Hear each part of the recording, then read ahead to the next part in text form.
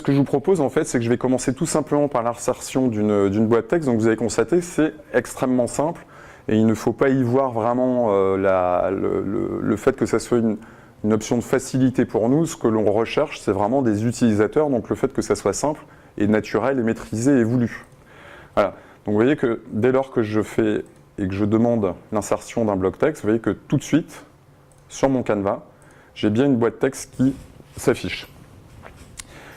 Donc les 4 petites poignées, certains d'entre vous sont peut-être coutumiers à ce genre de choses, vont vous permettre en fait tout simplement, j'essaye de faire ça de la main gauche, étant droitier c'est pas facile, donc je vais faire de la main droite. Voilà.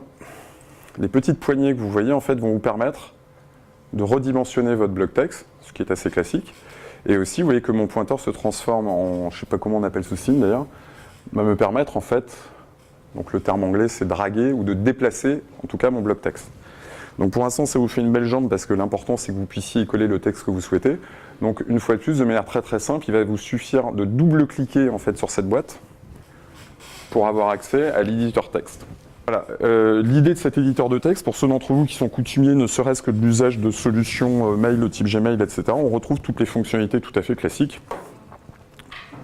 Je peux mettre en gras, en ital, souligner, changer la couleur, mettre. Donc je vais rester fidèle à notre vieux principe qui fait que sur le premier atelier, on fait des interfaces absolument trash. Mais en gros, j'ai enrichi mon texte et pour sortir de cette petite boîte de façon aussi tout à fait classique où j'ai une petite croix en haut à droite de mon interface ou tout simplement, je clique en dehors. Et vous constatez que, et ça n'a rien d'extraordinaire, que mon bloc texte finalement s'est positionné à l'endroit où en rééditant le contenu de ce bloc texte par un simple double clic, j'ai pu donc accéder à mon texte.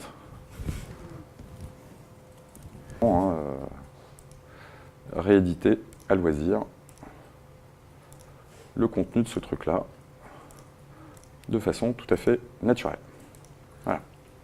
Et vous constatez qu'à tout moment, quand vous êtes dans les phases d'édit, vous allez pouvoir repositionner ce bloc. Alors pour ceux d'entre vous qui se rappellent que j'ai parlé aussi de la palette propriété, vous avez constaté que je peux tout à fait fonctionner comme je viens de le faire, entre guillemets, à vue, c'est-à-dire j'utilise mes petits outils de positionnement et j'y vais un petit peu comme ça, gentiment, ou je vais pouvoir, en fait, de façon tout à fait paramétrée, positionner. Pouvoir, en fait, donc ça c'est très très bien pour les gens qui font du InDesign, par exemple, ou du Quark, je vais pouvoir positionner vraiment au pixel près mes éléments. Donc ça, en ce qui me concerne, c'est extrêmement important, notamment dans les phases d'exécution de projet, parce que j'ai besoin de m'assurer de la position en fait, de tous mes médias, ou en tout cas de tous les imports. Et vous allez voir qu'on va pouvoir faire plein de trucs avec. Donc, une position X, une position Y, donc abscisse ordonnée, largeur, hauteur. Et on va aussi vous permettre d'aller insérer une image. Et alors là, premier point important, donc comme vous le constatez ici, pour l'instant, en fait, j'ai accès, donc peut-être que la plupart d'entre vous connaissent Dropbox. Hein. Bon, c'est une solution d'échange et de stockage de fichiers en ligne. Vous voyez aussi qu'on va pouvoir accéder au web serveur. Donc ça aussi c'est classique, hein. C'est-à-dire que c'est un hébergement sur un serveur. Là en l'occurrence je crois qu'on est sur du OVH. Sachez que en fait cette colonne est grande parce qu'on va rajouter des services. Et aussi à votre demande ou sur votre impulsion en tant qu'utilisateur, n'hésitez pas, si vous avez des solutions, à nous les suggérer. Donc l'idée pour moi, en l'occurrence j'ai plusieurs solutions. Vous allez voir que je vais pouvoir accéder à mon Dropbox. Donc il y a une petite routine qui me permet en fait de permettre à mon logiciel de donner une image en PNG. Donc sachez aussi que de façon tout à fait classique, on reconnaît nous du PNG, du JPEG et du GIF. Je le précise parce qu'on nous a demandé récemment si on pouvait importer du PSD, donc les formats natifs de chez Adobe, non. Hein, d'accord ? Les formats aussi type TIFF, par exemple, hein, pareil, non. Donc on reste vraiment, parce que l'objectif c'est vraiment de rester, et ça c'est important aussi que vous le sachiez, sur des formats de web standard. L'itération que nous vous présentons aujourd'hui de ce logiciel, qu'est-ce qu'il y a Nico ? Mon PNG, exactement comme le bloc texte. Donc finalement, la courbe d'apprentissage par rapport à la manipulation des médias va se révéler identique à elle-même, finalement, quel que soit le type d'import que je vais manipuler. Vous voyez que de nouveau, dans ma palette propriété, je vais pouvoir positionner de façon extrêmement précise mes petits médias. Donc ce qui m'intéresse, évidemment, parce que je vais pouvoir faire des alignements parfaits et travailler donc en pixels perfect, ce qui est quand même assez agréable. Voilà. Donc là, en l'occurrence, c'est une petite image qui fait la promotion du prochain apéro, parce qu'on fait des ateliers, mais on fait aussi pas mal d'apéros pour faire se rencontrer les différents membres de nos communautés. Ensuite, dans le menu insertion, je vais aussi pouvoir, et ça m'intéresse particulièrement, pouvoir déposer en fait un container. Alors l'idée du container, c'est que, on l'a souvent constaté pour ceux d'entre vous qui ont déjà eu l'occasion de faire des sites ou qui en tout cas vont sur le web, on a souvent une logique par exemple de header, c'est-à-dire ce qui se positionne en haut d'une page par exemple, ou qui va être présent sur toutes les pages, et c'est souvent un agrégat de plusieurs éléments. C'est-à-dire qu'il y a de l'image, il y a des petits liens vers Twitter, vers Facebook, il y a un petit peu de texte, etc. Donc comme vous l'avez constaté jusqu'à présent, je manipule les médias de façon unitaire, c'est-à-dire que je suis obligé de les bouger un par un, ce qui n'est vraiment pas pratique dans les phases d'exécution de projet. Donc là, l'intérêt aussi, et c'est un fonctionnement assez inédit du logiciel, je vais donc, vous avez vu ce que j'ai fait, c'est-à-dire que j'ai déposé mon image dans le container, je vais l'agrandir un tout petit peu pour pouvoir y déposer aussi mon bloc texte, mais l'intérêt du container, regardez ce que je vais faire, je prends mon container et je bouge l'image qu'il y a dedans. Le truc, c'est que vous allez voir ce que je vais faire avec mon bloc texte, donc je vais positionner mon bloc texte dans le container. La notion de container pour nous revient finalement à ce qu'on appelle des groupes, par exemple dans Illustrator ou InDesign. C'est-à-dire que c'est ce qui va nous permettre de grouper des éléments et donc de déplacer en fait un set d'éléments sur l'interface. Donc le moyen de, entre guillemets, sortir un élément d'un container, c'est assez simple, c'est-à-dire que c'est aussi simple que d'associer un élément au container, c'est de le sortir du container. Vous voyez ? Donc c'est extrêmement utile. C'est une petite fonctionnalité qui me plaît bien. Alors là, je vais vous montrer en fait le fonctionnement de la HTML-box qui, elle, offre vraiment des possibilités assez infinies pour l'instant, et c'est quelque part un début de réponse à la question du monsieur tout à l'heure qui me demandait si on pouvait faire un petit peu de JavaScript dans Silex. Eh bien oui, et ça sera par l'intermédiaire de la HTML-box, justement. Alors, ce que je vous propose, c'est de vous montrer le potentiel, en fait, avec quelques exemples. Après, libre à vous de naviguer et de trouver d'autres propositions. C'est, par exemple, cette HTML-box. Et vous allez voir que, pour faire un petit peu d'autopromo, je vais aller chercher, pour l'exemple, un flux pi, exactement comme on l'a fait tout à l'heure avec le bloc texte. Donc, vous voyez que ça reste encore extrêmement simple. Et ce que je vais faire, c'est que je vais coller ici mon code embed. Et vous voyez que j'ai même pas le temps de revenir à mon interface, que la vidéo est déjà affichée. Voilà. Alors, il y a un petit truc que je dois vous dire. Alors, j'ai un petit problème de résolution, comme vous l'avez constaté. Vous voyez que quand je passe ma souris, donc ça pour ceux d'entre vous qui ont compris le principe du code embed, vous voyez qu'en fait j'ai un écran blanc qui vient un calque blanc qui vient se caler au-dessus de mon import, et ça s'explique de façon tout à fait classique. C'est pour l'instant pas un bug. Je pense que Alex va passer l'opacité de ce bloc à 50% par exemple pour qu'on voit bien. C'est que, comme vous le savez, quand on est sur YouTube et qu'on clique sur une vidéo ou qu'on manipule la vidéo en cliquant dessus, elle se lance. Donc nous, pour la manipuler et la positionner dans Silex, on fait monter un solide devant qui nous permet de manipuler tout simplement l'iframe, parce que c'est une iframe.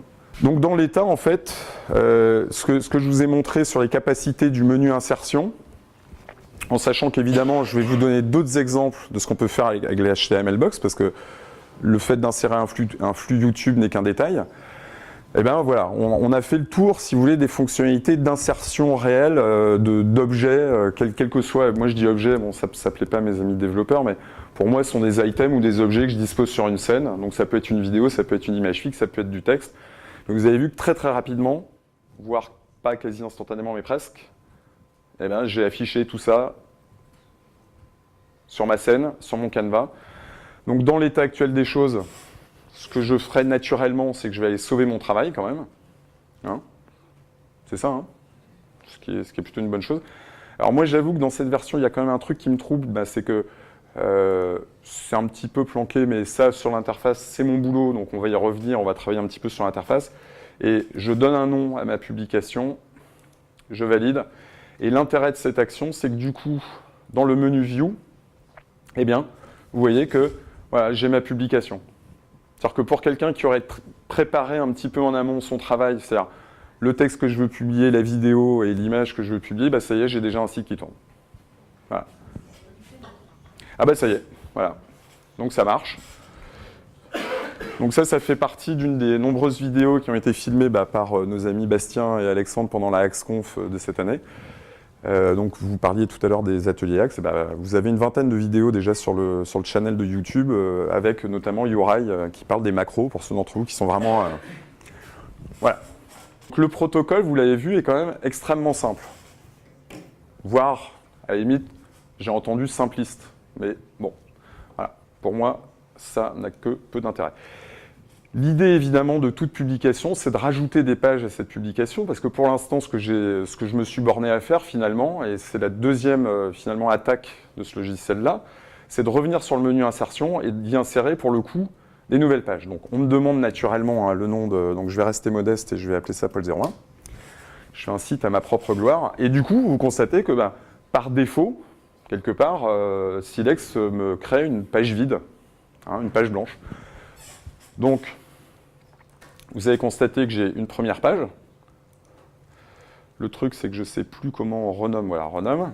Donc celle-là, on va l'appeler Paul 0. Hein. Tac, tac, tac. Voilà.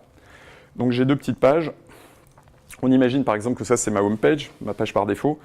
Et je vais tout de suite vous montrer un truc qui est vraiment pas mal. C'est-à-dire qu'on imagine que par exemple, la petite image du Expero, là, du prochain Expero, c'est mon header. Je vais définitivement faire quelque chose avec ce bloc texte parce qu'il me fait saigner les yeux, comme certains disent. Mais vous constatez que, en fait, vous l'avez vu, hein, j'ai une page dite Paul-00 et une autre page dite Paul-01. Et vous allez voir que de façon extraordinaire, parce que vous ne l'avez peut-être pas vu, j'ai de l'URL rewriting ici. Donc on ne génère pas ce que faisait par exemple Flash, où on ne sait pas trop sur quelle page on est, etc. Donc c'est idéal parce que vous allez pouvoir adresser des liens en direct à vos interlocuteurs et surtout pour le SEO, c'est-à-dire le référencement de vos publications Silex, on est pile dans le sujet. Donc ce que je vous propose, c'est que je vais vous montrer en fait tout simplement comment on va créer de l'interactivité déjà sur la base d'une image. C'est-à-dire que là, vous avez vu que j'ai donc sélectionné en cliquant dessus tout simplement, et vous allez voir la fameuse palette propriété de tout à l'heure, et ça fait partie, le fait de rajouter un lien sur une image ou sur un bloc texte, et je vais vous montrer la même sur un bloc texte pour que vous le voyez. Je vais tout simplement dire à ma solution Silex, eh bien toi, image Expero -7, quand on clique sur toi, tu vas voir la page Paul 01. Donc, ce que je vais faire, c'est que je vais quand même continuer à sauver mon travail, et si je ne m'abuse, il va me suffire de rafraîchir cette page-là, hein, c'est ça Alex, hein, donc de faire un refresh navigateur. Et miracle de la technologie, donc vous ne le voyez pas parce que j'ai rien mis dessus, donc c'est très très malin, mais je suis bien sur ma page Paul 001. Hein? Ouais. Ce que je vais faire pour qu'on soit tous d'accord là-dessus, c'est que je vais créer un petit bloc. Alors ne faites pas de CTRL A sans avoir préalablement cliqué dans l'interface. Alors 0, 1. Paf. Voilà. Et je clique à l'extérieur. Je ressauve donc, en effet, et je vous invite, comme Alex n'est pas là, à faire pression sur le lead développeur du projet, il n'y a pour l'instant aucun raccourci clavier. Voilà. Ce qui pour moi est une misère en tant que professionnel de métier de l'édition. Et donc, je vais à nouveau rafraîchir. Et vous voyez que comme un bonheur n'arrive jamais seul, je n'ai pas posé d'interactivité pour revenir à ma page d'accueil. Donc pour le coup, ce que je vous propose, c'est qu'on va le faire avec un bloc texte, parce que ce qui marche avec une image va marcher aussi avec un bloc texte. Donc je vais insérer une textbox, je double-clique, et je vais mettre Paul 00. Voilà. Je clique à l'extérieur toujours. Et exactement comme nous l'avons fait sur la page Paul 00, pour associer un lien, en fait, aussi à un bloc texte. Donc c'est aussi potentiellement comme ça que je vais créer des boutons, et vous allez voir tout à l'heure, pour ceux d'entre vous qui sont un peu énervés sur les hover, les presses, etc. Vous voyez, ça va se passer ici. Pour l'instant, moi, tout ce que je veux, c'est que ce texte, il me ramène à la page Paul 00. Donc n'oubliez jamais de sauver aussi. Hein. C'est-à-dire que pour ceux d'entre vous qui utilisent beaucoup les logiciels Adobe en local, etc., n'oubliez jamais qu'on est en ligne. Donc si vous rafraîchissez le cache de votre navigateur, ou s'il le fait malgré vous, et que vous n'avez pas sauvé votre travail, eh ben, ça ne marchera pas, quoi. Hein. Vous comprenez pourquoi? Oui? Non? Si? Voilà. Donc, clic, Paul 00. Et voilà. Vous avez vu? Donc, ce qui est génial, c'est que là, en l'occurrence, une fois de plus, un petit peu comme Monsieur Jourdain, hein, je faisais des trucs sans savoir que je le faisais. Là, en l'occurrence, j'ai créé de l'interactivité en 2 clics. Je montre. Alors, j'associe pas la bonne image au bon lien externe, mais j'ai donc importé une image sur ma scène. Je vais aller dans Link to, je vais faire un external link aussi, et ici, je vais coller en fait une URL. On dit un ou une d'ailleurs. Je vais à nouveau sauver. Je vais rafraîchir. Ici, je vais aller sur ma page 2, et hop, ça y est. Donc, j'ai un petit problème de... Voilà, mais bon, ça... Voilà. Je vous montre quand même, parce que le fait de créer de l'interactivité sur des images, bon, c'est bien, mais il y a un moment où on veut aussi, parce que c'est quelque chose qui est hérité de Flash, du HTML, des CSS, etc., c'est de mettre plusieurs états, en fait, à vos boutons, à votre interactivité. Donc, vous voyez que j'ai ici donc, mon petit bloc texte auquel j'ai associé un lien vers la page Paul 00. De façon absolument normale, je vais faire un truc très, très violent, une sorte de... Hein, voilà. Je vais ensuite aller dans l'état dit over de mon bouton. Je vais changer la teinte pour que vous le voyez bien. Et je vais même aller jusqu'à lui donner un état press, c'est-à-dire au clic utilisateur. Et vous allez voir que exactement de façon tout à fait classique. Et vous voyez que maintenant, au survol et au clic, j'ai un changement d'état de mon bouton. D'accord? Alors, ça paraît pas grand-chose, mais finalement, ça fait partie, entre guillemets, et là, on va peut-être parler d'expérience utilisateur et d'ergonomie pas trop longtemps, mais pour signaler à vos utilisateurs, outre le fait que vous voyez que mon pointeur se transforme d'une petite flèche dans un petit doigt, on a vraiment aussi le potentiel de marquer vraiment que l'action utilisateur a un effet. Voilà. Donc vous avez vu les basiques, hein, je sauve, j'enregistre, etc. Ici, en fait, l'intérêt du menu Tools est qu'il va s'enrichir, donc au gré ou de vos demandes ou des contributions, là pour le coup, de développeurs, hein, on va passer dans un mode dit Apollo. Donc le mode Apollo va relativement satisfaire parmi vous les utilisateurs d'InDesign ou d'Illustrator, par exemple, c'est-à-dire qu'en fait, on commence à rentrer dans je dirais des outils un petit peu plus spécifiques aux arts graphiques, entre guillemets, c'est-à-dire la capacité qu'on va avoir de faire différents types de choses. D'accord ? Et déjà, un truc qui est important, c'est-à-dire que c'est peut-être quelque chose que vous avez vu et que vous ne m'avez pas fait remarquer, c'est le fait que tous mes éléments disparaissent d'une page à l'autre. Donc là, on sera un petit peu dans une logique assez proche finalement d'InDesign ou des logiciels de mise en page print. C'est-à-dire que je pose un élément sur une page et il est présent que sur cette page-là. Donc là, l'idée, notamment quand on positionne un logo ou des liens ou je ne sais quoi et on a envie, ou un footer par exemple, qui devrait et qui doit être présent sur toutes les pages, le truc est tout aussi simple que le reste. C'est-à-dire que vous avez vu ici, Show Only on All Pages. Et vous allez voir que si je coche... Alors en effet, on ne voit pas l'action utilisateur hein, sur le chemin de fer, donc moi je vous rejoins dans le fait que ça soit un petit peu frustrant. Pour qu'un élément soit visible partout, ou vous cochez la totalité des noms de pages, ou tout simplement, vous dites à Silex, ce truc-là, moi je veux qu'il soit partout sur toutes les pages, c'est mon identité, c'est mon logo, etc. Et vous avez vu ce que j'ai fait. Ce qui m'a induit en erreur, c'est que mon élément est dans un container et je n'avais pas demandé au container d'être présent sur toutes les pages. Bon, c'est là où ça commence à être un peu touchy quand on s'amuse avec le truc, mais voilà. Donc j'ai bien dit à mon container soit présent sur la page Paul 00 et ou Paul 01. ce qu'il fait, vous allez voir que si je décoche ça et que je resauve, eh bien, mon élément va disparaître. Enfin, va disparaître. C'est-à-dire qu'on lui dit juste, bah non, finalement, et voilà. Ce que je vous ai montré rapidement dans les fameux états de boutons, hein, vous l'avez vu, et vous constaterez que le fait de changer les backgrounds va vous permettre, en fait, tout simplement, hein, de mettre des fonds à vos trucs, et ou aussi, hein, le fait de dire, bah non, toi, tu es transparent parce que j'ai besoin que tu sois transparent. Hein, par exemple. Voilà. Ça fait partie des détails, mais ça fait partie de ces détails qui prennent potentiellement très très fort la tête quand on maquette un truc. Voilà. Je vais aussi pouvoir, donc sur des blocs, ajouter des contours extérieurs, j'entends. Donc ne cherchez pas contour intérieur, contour à cheval, c'est du contour extérieur. Vous allez voir qu'on peut faire différentes typologies de contours. Moi, je ne sais pas trop le mode groove, hein, à quoi il correspond, mais voilà. On va aussi pouvoir faire, bien que ça ne soit plus du tout à la mode, des bords arrondis. Mais comme c'est une question de mode, on imagine bien que ça va revenir. En fait, je vais pouvoir, en gros, forcer les positions de mes blocs. Parce que pour ceux d'entre vous qui font notamment du web ou du web mobile, c'est que les grands mots à la mode, bah, c'est responsive design ou adaptatif. Hein. Et bah, grâce au Apollo Mode, vous allez voir qu'on va pouvoir caler en fait des images et forcer leur position aussi. C'est-à-dire que là, pour l'instant, on a travaillé vraiment en mode absolu. C'est-à-dire que j'ai un X, j'ai une abscisse, une ordonnée, une hauteur, une largeur.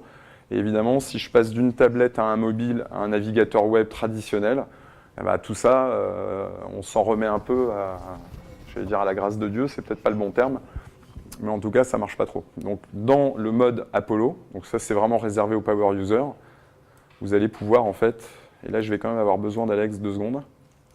Hein, Alexandre ? Voilà. Tu sais, le fait d'aller positionner et de bloquer en fait la position d'un élément. Ce que je propose aussi, c'est que je vais rapidement vous montrer d'autres types de code embed, parce qu'on en a préparé rapidement, pour que vous voyez en fait tout simplement, donc ça je vais l'enlever parce que ça fait vraiment mal aux yeux. Hein. Là, hein, on l'a vu sur YouTube, donc sachez que ça fonctionne aussi sur Flickr. Donc pareil, double-clic sur mon machin. Ici, je vais coller le code que j'ai pris chez Flickr. Un truc que mentionne Alex à chaque fois, vous voyez que la plupart du temps, donc parmi vous, s'il y a des développeurs, des trucs comme ça, vous voyez qu'ils vont forcer en fait la hauteur et la largeur, vous avez vu 400, 400, 400, 300. Donc il y a moyen de mettre 100% par exemple. Hein, ce qui évitera le fait que notamment dans la logique d'adaptatif, enfin de web adaptatif, on soit sur une résolution de l'import qui soit fixe, quoi. Donc si on met en 100%, ben voilà, du coup on passe en mode relatif et non plus en mode absolu. Voilà. Et magie du direct, théoriquement, voilà, ma galerie Flickr est là. Vous avez vu pour l'instant, et je suis étonné qu'aucun d'entre vous ne m'ait dit « Ouais, mais le Z-order, qui vient par-dessus qui, etc. » Ça vous choque pas, là? Exactement. Alors ça, c'est une notion vraiment importante, hein, parce que ça, c'est un truc qui typiquement prend vraiment la tête à la plupart des designers et sur lesquels nos logiciels favoris offrent des solutions avec des calques qui se superposent les uns les autres et la gestion à l'intérieur des calques de qui est devant, le contrôle-clic pour choper le truc qui est derrière. Nous, c'est clair, une fois de plus, c'est simplifié. Donc peut-être que dans le Apollo Mode, on aura une gestion du Z-order. En fait, il y en a une en vrai. Là, en l'occurrence, c'est ça le truc. C'est le dernier qui a parlé qui a raison. C'est-à-dire que je prends, je dépose, et le dernier truc que j'ai déposé sur un autre élément, il vient dessus. Voilà. Après, dans le Apollo Mode, vous allez voir qu'on va pouvoir en fait indexer le Z-order et dire toi, tu es à 11, donc tu es au-dessus. Et tant que je reste dans des valeurs en dessous, bah, enfin, je vais vous le montrer si vous le souhaitez. Et vous voyez qu'en fait, d'un simple copier-coller de mon code embed de chez Flickr, pardon, j'ai ma galerie. Et elle est totalement fonctionnelle. Hein. C'est-à-dire que j'ai... donc ça, c'est pour faire plaisir à Tom. Voilà.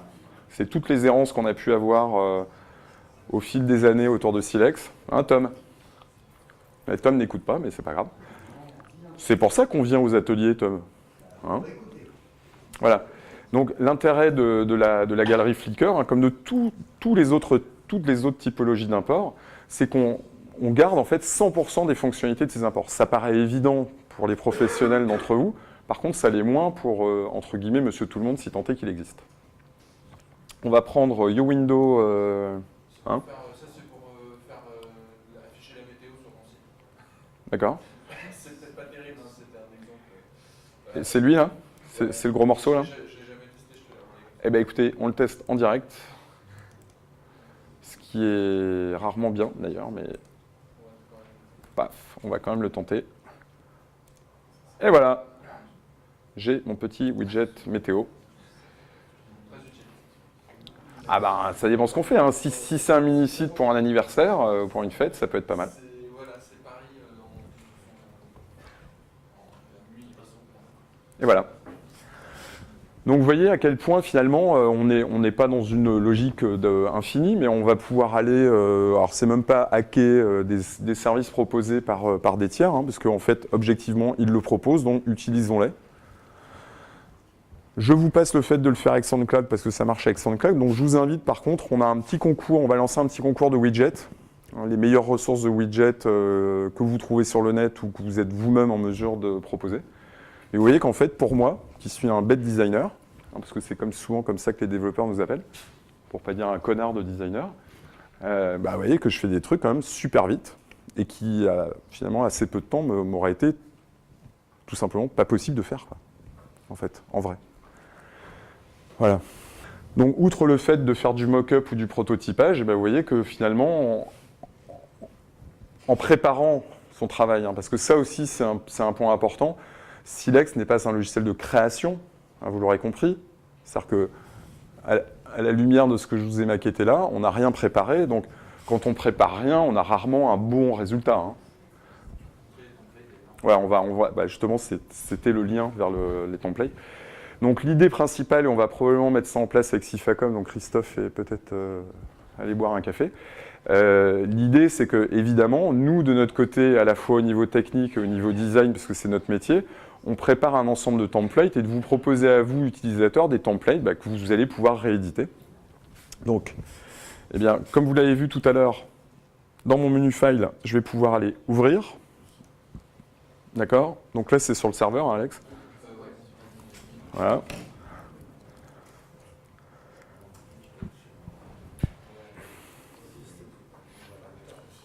Voilà.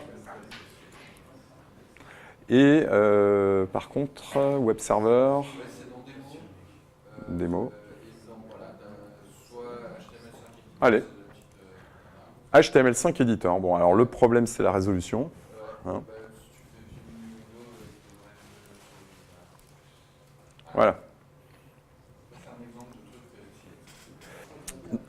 Donc vous l'avez vu, hein, ce que j'ai fait tout simplement, je vais pas vous la refaire parce que je pense que vous avez compris, hein, mais vous voyez, je réédite mon template, je sauve, donc là je suis sur un serveur, hein.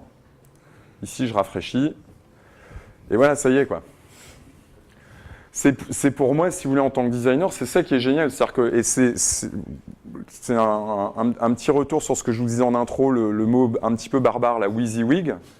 C'est vraiment ça, c'est what you see is what you get. C'est-à-dire que ce que je vois, moi, dans ma palette d'édition, ça m'est restitué quasiment instantanément dans ma palette de visualisation, quelque part, du projet.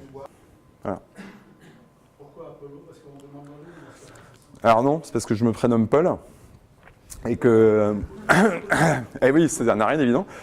Mais en fait, moi, j'ai rencontré, pour vous la faire courte, l'histoire, en fait, moi, j'ai rencontré Alex c'était en 2000, enfin même en 2001, juste avant les fameux attentats. Et je bossais, moi, pour une post-production, c'est-à-dire qu'on faisait de très très belles images. On travaillait avec des logiciels très très compliqués, mais on ne savait pas les mettre en ligne.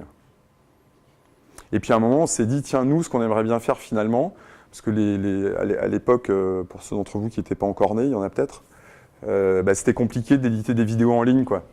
Hein, on était à macOS 8.7, donc il fallait du point mou, il fallait de la VI, il y avait Real Player, enfin c'était vraiment la misère. Et nous, en tant que post-production et production vidéo, on a une problématique en fait d'édition de vidéo. Et ce qui allait sur le net était trop crunché en termes de résolution pour que ça soit véritablement valorisant pour nos clients.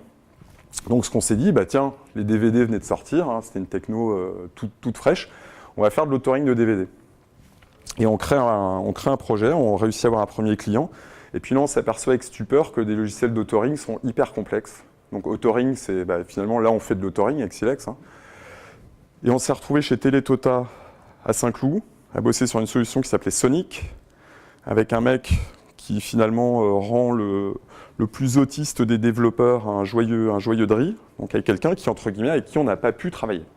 Et j'avais à l'époque un stagiaire qui me dit « mais tu sais, moi j'ai un copain qui sort d'une école d'ingé, il s'ennuie, finalement, tatati, tatata ». Et je rencontre Alex. Voilà. Et qu'il vient me voir dans la post-prod, il monte une vidéo donc, qui était toute pourrie, bon, et je comprends, ça l'a vexé.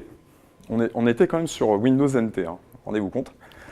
Et il se met sur Explorer, qui devait être Explorer 2 ou 3. Puis je dis, mais ta vidéo, on voit rien, c'est là. Et puis il se log sur le navigateur, et puis il met la vidéo en grand, et puis il me dit, ouais, tu la vois mieux comme ça?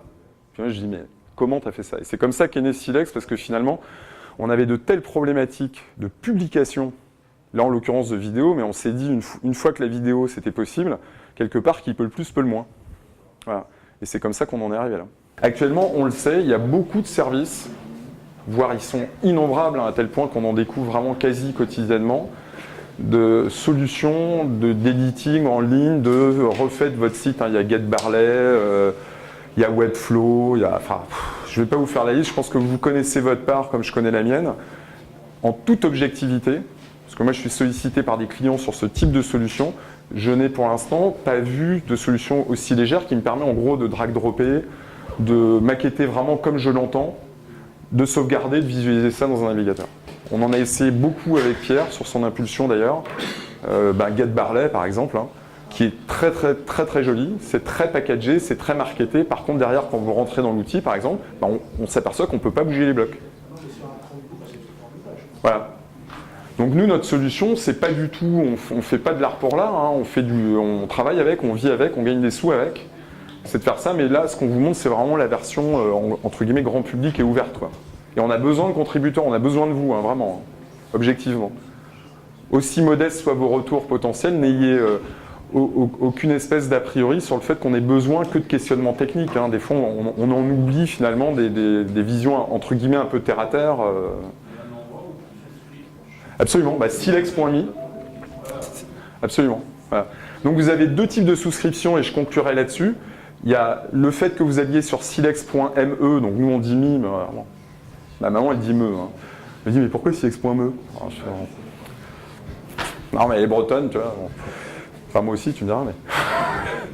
Du coup, il y a sur silex.me, vous pouvez laisser votre email, là on vous tiendra au courant des updates du logiciel et surtout des ateliers, en sachant que, a priori, sauf erreur de ma part, Antonin va nous organiser quasiment un atelier Silex par mois. Donc ça peut être à Cifacom ou ça peut être à l'IESA, à côté de la place de la Bourse, à Paris. Hein. Et certaines peut-être à Besançon, dans le 95, pour les plus aventuriers d'entre vous. Et aussi, nous avons besoin, parce que vous l'avez compris, nous sommes une association, Silex Labs, et nous avons besoin aussi de membres. Bon, hein, de l'association. L'adhésion coûte 15 € par an.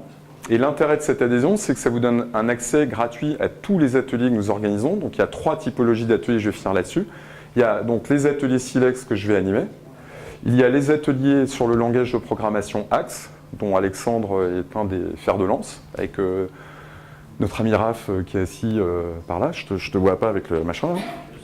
Donc ça, c'est vraiment, ce sont des ateliers réservés, enfin réservés non, mais des gens qui ont un petit background quand même de développement, et des nouvelles formules d'ateliers qui donc vont être animées par Pierre et son équipe sur, finalement, nous sommes des designers qui travaillent avec des développeurs, ou nous sommes des développeurs qui travaillent avec des designers, et souvent on s'est aperçu, parce qu'on le sait, on a du mal à packager nos produits, on en parle mal, on ne sait pas mettre en valeur tout ce qu'on fait, on ne sait pas vraiment ventiler la logique positive de nos projets sur les réseaux sociaux. Donc en gros, on ne sait pas les mettre en valeur. Et donc Pierre est là pour combler cette lacune qui est importante parce que finalement, même on l'a vu, Silex V1, je ne suis même pas sûr que vous en ayez déjà entendu parler, malgré le fait qu'on a quasiment, je ne sais même plus de combien de downloads mois encore, mais c'est une solution qui a été téléchargée plus de 100 000 fois alors qu'on n'a jamais su en parler.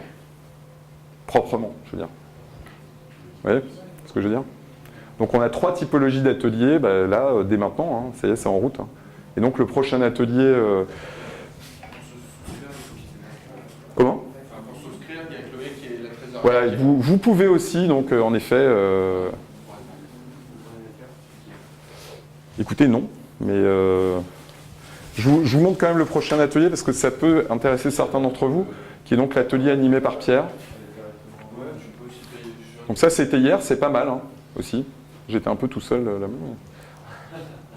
Ouais. Mais c'était vachement bien. Donc voilà, ça c'est le prochain atelier. Donc c'est à côté de la bourse.